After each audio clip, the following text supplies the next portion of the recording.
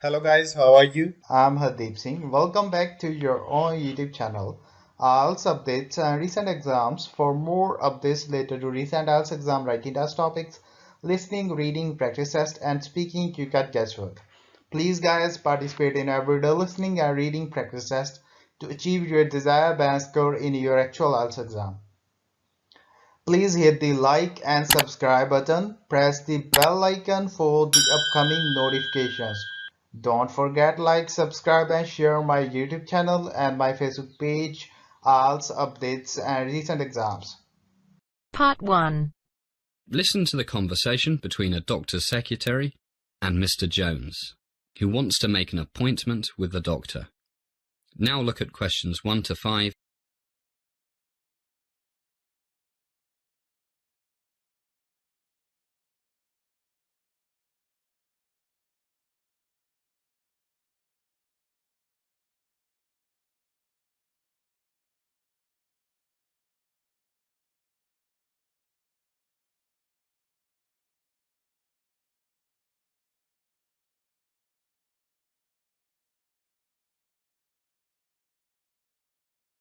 Listen carefully and answer questions 1 to 5.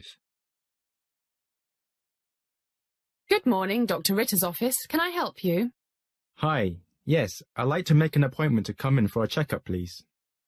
Okay. May I have your name, please? Yes, it's Jones, Peter Jones. And you want a medical examination? That's right. By the way, my name's Rebecca. I'm Dr. Ritter's secretary. Have you seen Dr. Ritter before, Mr. Jones? Actually, no, Rebecca. We've only just moved to Los Angeles 2 days ago. Great. Welcome to LA, Mr. Jones. Thank you. When would you like to come in? Any time this week would be fine. I don't have to go into office until next Monday. Okay, let me see. But first, to see how long you'll need, could you tell me why you need the medical? My insurance company needs it, and my companies, we're in real estate. Medical insurance also wants me to have one. Kind of killing 2 birds with 1 stone.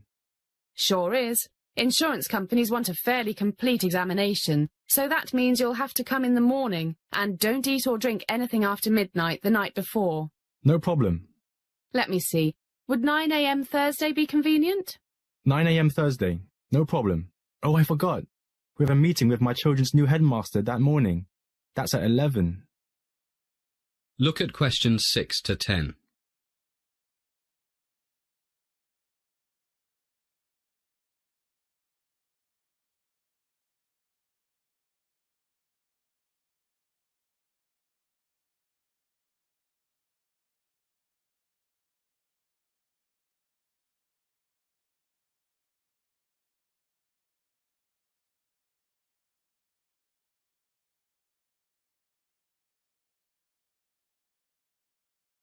Now listen to more of the conversation between the secretary and Mr. Jones. Then answer questions 6 to 10. What school is that? Beverly Hills High School. Oh, that's no problem. The whole examination will take about an hour, maybe a bit more, and the school is only 2 blocks from here, a 3-minute walk, so you'll have plenty of time. That's good. So 9 a.m. Thursday. You got it. Now, to save time when you get here, I'll ask you a few questions. Fire away. First, what is your personal medical insurance company, Mr. Jones? Blue Cross. Blue Cross. And how old are you? 46 today. Happy birthday! Having a big party? Not really. We don't know anybody here yet, except for 2 neighbors. I think my family planned to take me out to dinner. A secret surprise, hey? Okay, back to Blue Cross. I'm just checking what they need. Let's see. Blood pressure, standard blood and urine tests, cholesterol levels, ECG, checking for diabetes, heart disease, the usual things. Do you have a medical condition at the moment, Mr. Jones? None at all. Touch wood. Fit as a fiddle. That's great. I'm sure you'll stay that way. And do you know the name of your company's health plan? Yes, I've got it here somewhere. Here it is. The Kaiser Health Insurance Company. Kaiser, yes. They need the same information as Blue Cross, so, as you said, killing 2 birds with 1 stone. That's right. And can I have your telephone number, Mr. Jones? Sure. My cell phone is 13805 56721. 13805 56721. Right, and my home number is area code 805-523-0296. 805-523-0296. And do you have email? Yes, the address is pjones12@hotspot.com. pjones12@hotspot.com. That's it. Well, that's all I need for now. See you Thursday, Mr. Jones. Sure thing, Rebecca. See you then. Bye. Bye. That is the end of part 1.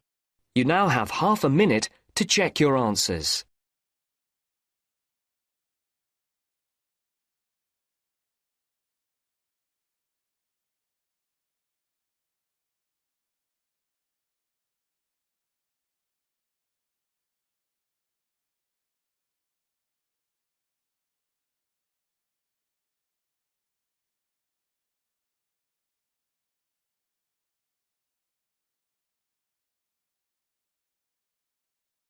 Now turns to part 2. You are going to hear an introduction to a group tour to Australia by a travel company manager. First, look at questions 11 to 15.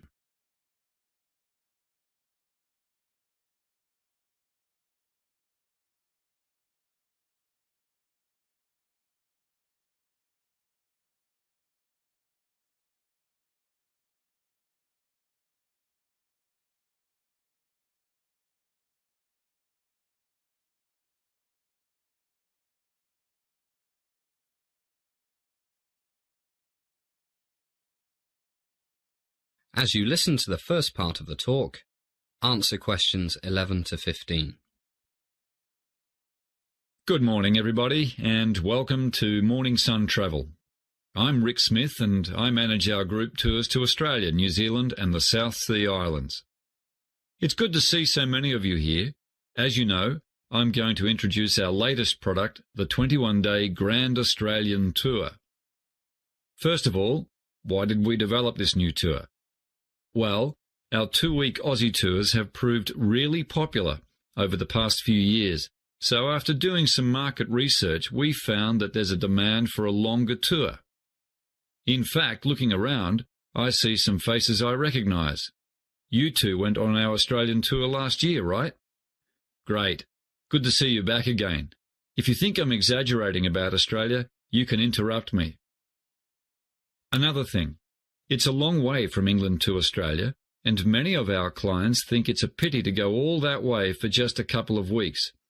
So, our first 3-week tour will head off in early November, about 3 months from now. Now, if we dim the light a bit, I'll show you some slides of what we'll do and see down under. Our first stop will be Sydney. It's one of my favourite cities, and we'll arrive mid-morning and check into one of my favourite hotels, the 5 Seasons Hotel, Sydney. America's most popular travel magazine selected it as the best hotel in Australia. Believe me, it deserves every one of its 5 stars. It has fantastic views of Sydney Harbour, the famous Opera House and Sydney Harbour Bridge. And for those of you who are born to shop, it's just a short walk away from Sydney's major shopping and business districts. Great restaurants and bars, and for those of us who like to keep fit, there's a state-of-the-art spa and fitness centre with sauna and heated outdoor pool. We'll have lunch in the hotel, and then off we'll go to explore. No time for a rest. To get over jet lag, it's best to get out and do something energetic. Our first afternoon, we'll stroll around the harbour and visit the Sydney Opera House. Then we'll have a relaxed evening dining at Luigi's Place, one of the city's best Italian restaurants. Day 2. Lots of fresh air. We'll have a day trip to the Blue Mountains. Just look at these slides. Wonderful views, complete with a walk through temperate rainforests.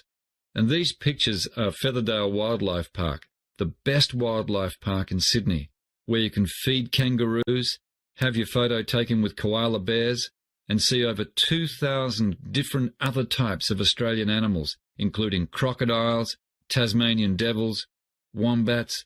Look at this picture of a wombat. Looks like a bear with short legs. And penguins, dingoes and snakes. Lots of snakes. Some of Australia's snakes are the most poisonous in the world. And you can also learn about Aboriginal culture and this is fun, try throwing a boomerang. Look at questions 16 to 20.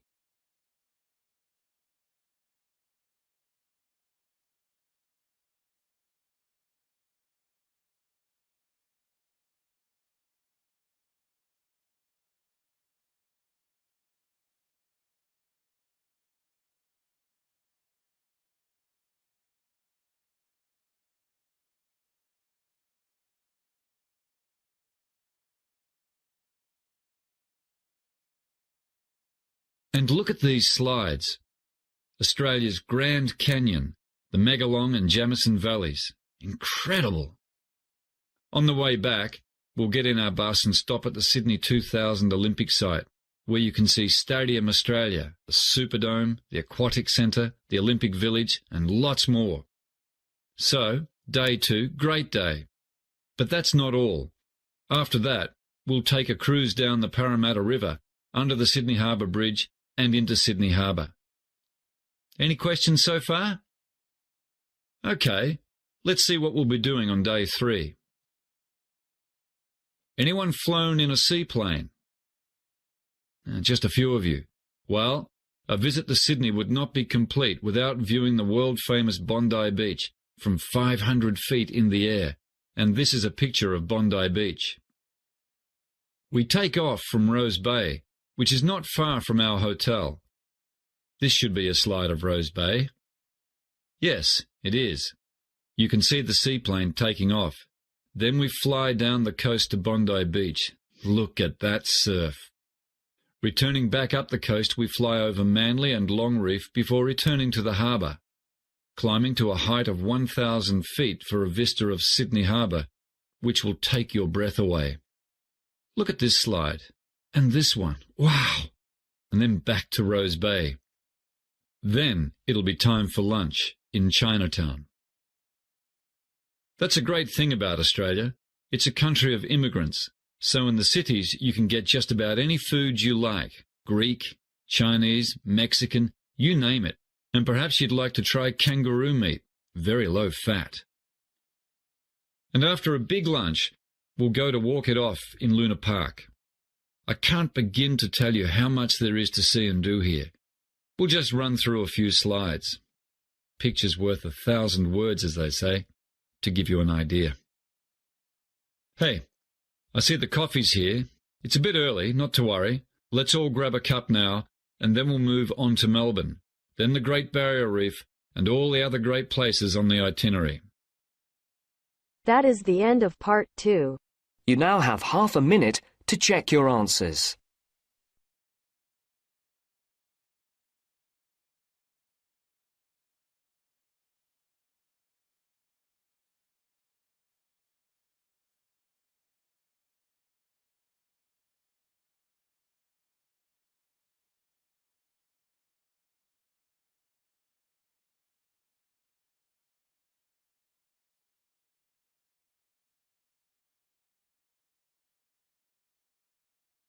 Now turns to part 3. Listen to the conversation between Bill and Anne, 2 students who are discussing the talks they have to present to their social psychology class. First, listen to the first part of the conversation and answer questions 21 to 25.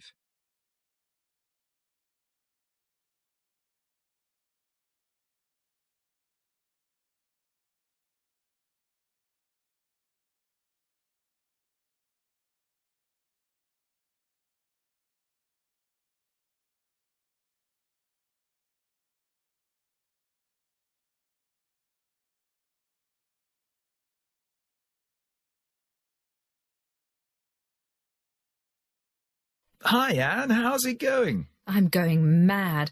I haven't even started preparing my talk for tomorrow's political science class. Me neither. I've been so busy looking after my mum.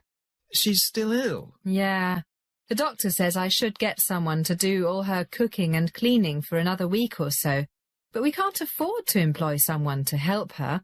The neighbours are all too busy. It's not that I'm too busy with my other classes. That's really tough. I've got no excuses for not being prepared. Too much time playing computer games. Now, how many times have I told you? I know, but at least I've got a topic. Which is? Well, it's about an experiment in Los Angeles, I think, that I read about in social studies at high school. It's about how wearing a uniform can change people's personalities. This professor got a lot of his students to agree to take part in an experiment during the summer vacation, but he wouldn't tell them anything about it. As the conversation continues, answer questions 26 to 30.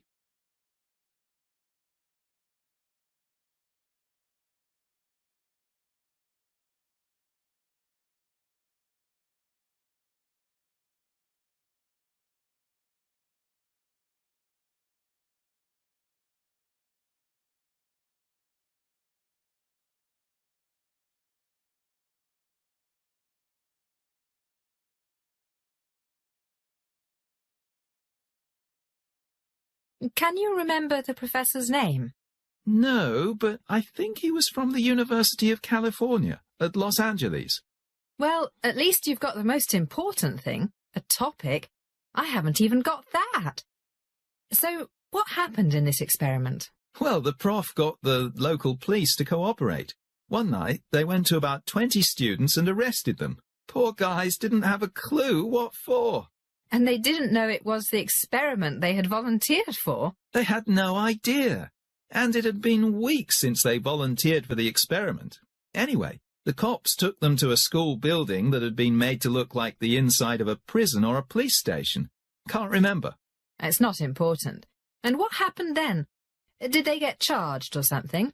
Don't know. They must have been told something, but that's not the main thing. Which was? Well, what they didn't know was that about 8 other students were waiting at the police station, or whatever it was, dressed up as prison guards. Hey, now I think I read about that ages ago.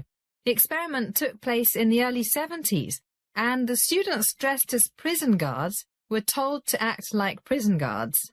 I've just thought of something. Did the arrested students know the other students? I don't know. I wouldn't have thought so. No, different schools, because otherwise the ones who thought they'd been arrested might have realised it was the experiment they had signed up for. Guess you're right. But then what happened? Remember? Yeah, the guards really got into it and started treating the other guys like they see on the movies, making them do press-ups, cutting their hair really short, not letting them sleep. A real power trip. The poor guys were terrified. Yeah.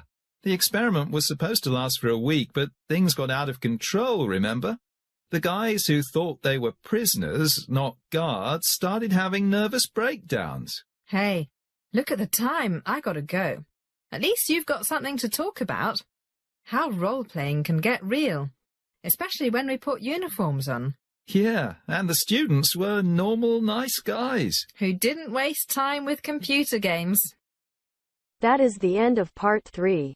You now have half a minute to check your answers.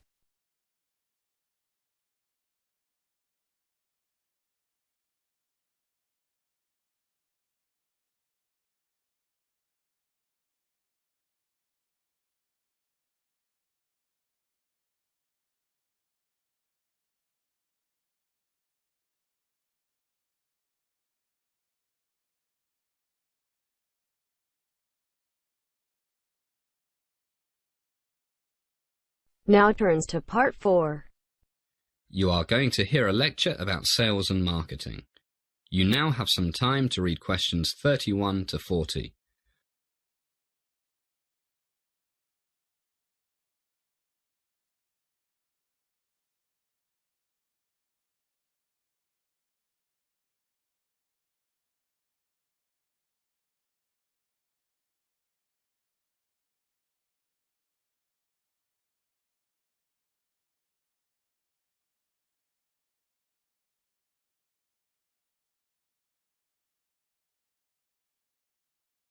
Good evening, and welcome to the second class of our Sales and Marketing course. Tonight, and in the next few weeks, I'll be talking about advertising.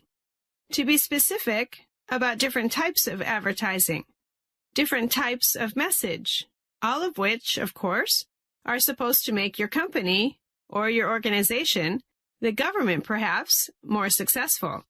Now, please note that I'm not, at this stage, going to talk about advertising media. There are various choices here: radio, newspapers, television, billboards, magazines, and, of course, the Internet. It's almost impossible to go into Google or Yahoo or whatever and not find adverts on almost every page. But we'll talk about the various choices of media later. First, I will stress one thing. Advertising can be expensive. Whether you are a small business, an NGO, or a multinational corporation. So it's very important that what you spend on advertising is money well spent, money that achieves your objectives, whatever they might be. The ads must be cost-effective. It is therefore essential to use the right type of advertising with the right message that make it effective. There are several types of advertising, aiming to promote one, sometimes more, of the following things: brand name, company image, a product, a service rather than a product, or a group, like a manufacturers association or a cooperative. Can you think of anything else? Right.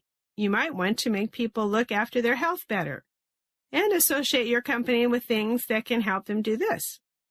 But the common aim is that the advertiser wants to change or reinforce people's attitudes and perceptions, and in most cases, their behavior, maybe their buying habits.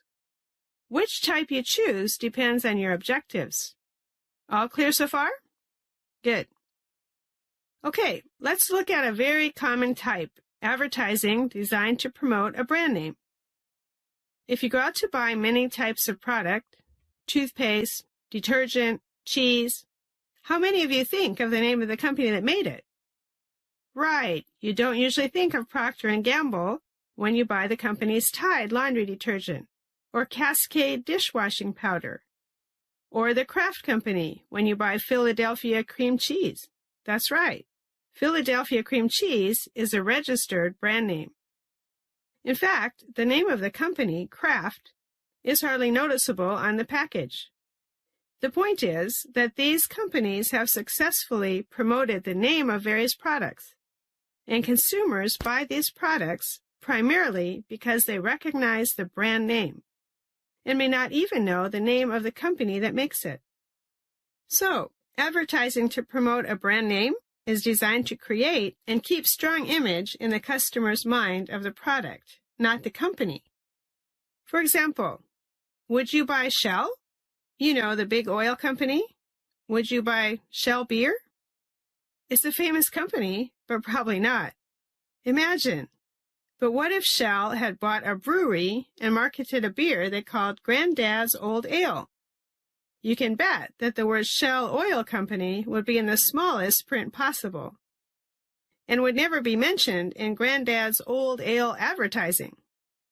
But when you buy a can of Shell oil or some gasoline, the word Shell is big and everywhere. So, there's nothing better than a good brand name. Now, let's look at another type of advertising. Advertising that is designed to promote a company image. Imagine you've started a new company. You might want to start by getting the company name known first, before you worry about advertising your products and services. One company that did this was in San Francisco, the San Fran Video Store. The managers decided to promote the company name rather than promote the videos they rented out. They put small ads in local newspapers that simply said, San Fran Video Store, a great selection of movies. And they also had people handing out little cards with the same message on them, plus a list of the store locations.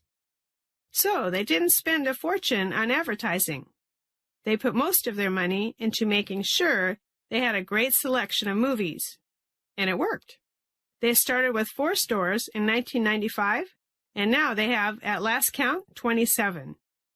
Now, can you think of examples of companies advertising both a product and the company name in the same advert? Come on, you must be able to think of one. What? That's right, a good example. Makers of luxury things like perfume and fashion. For example, when Chanel brings out a new perfume, the advertising message is always something like, Nightlight by Chanel. This almost immediately gives the new perfume a good reputation because it's by Chanel, and also reinforces perception of the company name. So, the different types of advertising might not be mutually exclusive. The important thing is that the objectives must be clear, mutually supportive, and not contradictory. Another type of advertising is designed to promote a service rather than a physical product. But our time is up, so we'll leave that till next time. Good night, everybody. That is the end of part 4. You now have half a minute to check your answers. So guys, don't forget like, subscribe and share my YouTube channel and my Facebook page, IELTS updates and recent exams. For more updates related to recent IELTS exam writing test topics, listening, reading, practice test and speaking, you got guesswork. Please guys, participate in everyday new IELTS listening and reading practice tests to achieve your desired band score in your actual IELTS exam. For more IELTS material, visit my official website www.ieltsupdatesandrecentexams.com. The link is given below in the description. If you need PDF files of latest IELTS material, then please join my Telegram channel. So guys, please write your score below the comment section. Again, thanks for listening. God bless you all guys. Stay tuned, stay safe.